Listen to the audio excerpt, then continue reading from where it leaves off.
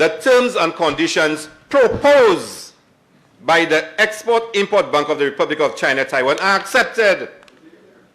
The terms and conditions proposed by, how can I vote yes that I accept those terms and conditions when I've never seen them? The public has never seen them. Mr. Speaker. Mr. Speaker. The terms and the conditions of the loan, Mr. Prime Minister. Mr. Speaker, can I continue? Because the Prime Minister is getting a little flustered. And so let's go on, Mr. Speaker. Trying to help me. The suspicion is on you. To be borrowing $150 million from the Taiwanese. We can do it. It's the first government I see boasting about borrowing money. I believe that the Bank of St. Lucia owes it to the shareholders to issue a statement from the board of directors that they have assessed this loan, they have assessed the fundamentals of this loan, and they are satisfied beyond all reasonable doubt that it was a right and proper loan to grant. As we would appreciate, St. Lucia is a small, vulnerable state, vulnerable to the vagaries of what happens in the international market, environmental risk, market risk, financial risk, and a whole number of risks. So we need to understand, once we undertake that level of borrowing, that we have the comfort that we can afford to pay. Any bank which loans money wants to know, if you default, what are they falling back on? I would need to understand what exactly is the assurance, insurance, or security that we've given to the bank in the event that you default. Today you're asking us, against all logic, against all reasonable thinking, you've given up a PPP to take a loan of $175 million, and for us to believe we should just approve it, Mr. Speaker? No, Mr. Speaker. For me, there's a lot more that has to be answered. I need to know, Mr. Speaker, what are the guarantees that this project will not be corrupted, will not be used for the wrong reasons, Mr. Speaker. As a parliamentarian, I need to get that assurance, and I don't have it, and I don't feel comfortable, Mr. Speaker. Suffice it to say, moi pay 270 million, moi pay. We are being asked to approve a borrowing of $100 million US, but incumbent upon that decision is the interim interest payments for the first 5 years, which is $60 million. So we need to be very, very clear about what we are approving here. And also, if you calculate 3.5% interest for the 15 years of repayment, that is $525 million additional dollars, or $500 million has to be found, which makes the total cost of this project over the life of 20 years some $850 million, Madam President. That is a huge amount, and it is not inconsequential. Once the loan agreement has been completely signed and into a bank account in New York City, and that's where the monies will be drawn down on to be able to pay back the loan. Prime Minister Chastanet has signaled his great enthusiasm as the airport redevelopment project commences. The matter has been marred by controversy, given that many have questioned the wisdom of spending millions of dollars on an airport whilst people struggle to maintain their livelihoods amid the COVID-19 pandemic.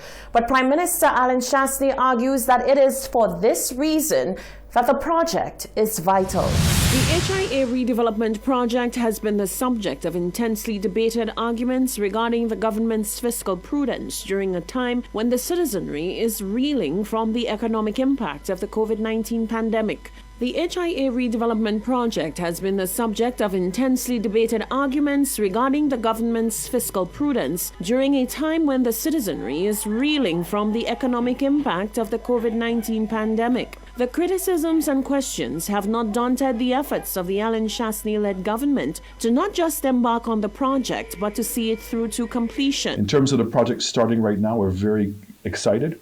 It's taken a long time to get to this place, to get all the financing secured. It has been secured. There's over $88 million currently in the lockbox as we speak. So it means that the bankers are very secure in knowing that even if COVID continues and there's a continuing dampening on arrivals, there's certainly enough monies in the lockbox to carry the existing loans for at least 3 years without getting any new traffic. But to commence the project now is a feat in itself and very exciting. But certainly with COVID and the need to be able to have other economic activity on the ground, obviously it's very meaningful. The Prime Minister says the process is progressing smoothly and the project will not endanger the stability of the country. Last week, Prime Minister Alan Chastanet announced via Facebook that construction had begun on the Hewanorra International Airport, a project which is being facilitated through a loan of over 200 million EC dollars guaranteed by the government of St. Lucia. But should the multi-million-dollar airport expansion be a priority for St. Lucia as we seek to stabilize the economy amidst a global pandemic? We recently sought the opinion of independent senator and development economist Adrian Auger. I think that the airport has more than one problem. The airport is a problem of timing as well as a problem of scale. So there may be a way to better program the expenditure so that we have some breathing room. Nobody can predict the future, and so to have that many eggs in one basket, I think, is going to be problematic. It's one of the largest loans that we have ever done. We are a tourism-based destination, and one understands the need to have appropriate infrastructure. But I think that we need to scale that appropriately because we need some breathing room, we need some flexibility, especially in the unforeseen months ahead. Now for the details.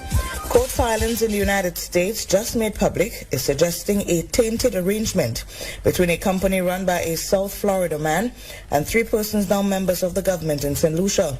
One of them is Prime Minister Alan Chastanet. The relationship dates back to 2009 when Chastanet was tourism minister, and it is related to a contract to renovate the Hewanorra International Airport for $157 million. An Internal Justice Department memo, part of the inadvertent release of court filings, says St. Lucian authorities believe that the facts are indicative of a criminal arrangement between businessman Antonio Asenza and public officials in the government of St. Lucia. What I know is how to use money to gain wealth. 200 airports are being built through the PPP mechanism. But you all have geniuses here. Some people are happy that it's happening because in a PPP you cannot direct services where you want. In a PPP you cannot decide who will maintain. You cannot give contracts to friends, families and foreigners. In a PPP you cannot do that. In a PPP you cannot decide who will do the pavement. In the PPP, you cannot give Fresh Start to cast the slabs. In a PPP, you cannot do those things. In a PPP, the World Bank will ensure that you have an airport at the end of the day.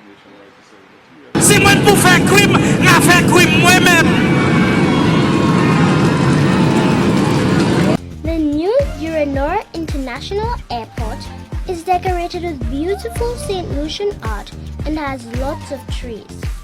It's like a forest in an airport.